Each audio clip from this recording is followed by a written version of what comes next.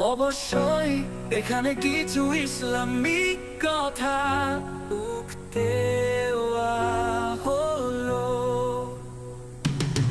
ইসলামের পঞ্চস্তম্ভ, আল্লাহ ছাড়া কোনো মাবুদ নেই, মুহাম্মদ শাহ আল্লাহ রাসূল, দৈনিক 5 ওয়াক্ত নামাজ, যাকাত, গরিব দুঃখীর সাহায্যে সম্পদে নির্দিষ্ট অংশ দান, রমজান মাসে রোজা রাখা, হজ সামর্থ্যবানদের জন্য জীবনে একবার মক্কা শরীফে গমন।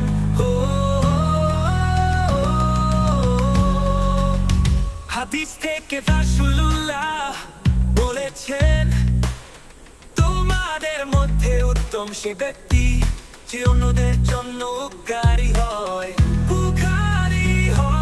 যে ব্যক্তি মানুষের প্রতি দয়া প্রদর্শন করে না, আল্লাহ তার প্রতি দয়া প্রদর্শন করবেন না।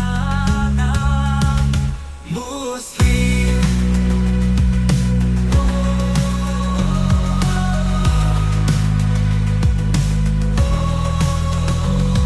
কুরআন থেকে নিশ্চয়ই নামাজ অশ্লীল ও খারাপ কাজ থেকে বিরত রাখে। আল-আনকাবুত আয়াত, তুমি তোমার রবের পক্ষ থেকে ক্ষমা প্রার্থনা করো এবং তার দিকে ফিরে আসো। ইসলামিক কথাগুলি মানুষের নৈতিকতা, আচার আচরণ ও দৈনন্দিন জীবনের সকল দিককে সুন্দরভাবে পরিচালিত করতে সহায়তা করে। তোরে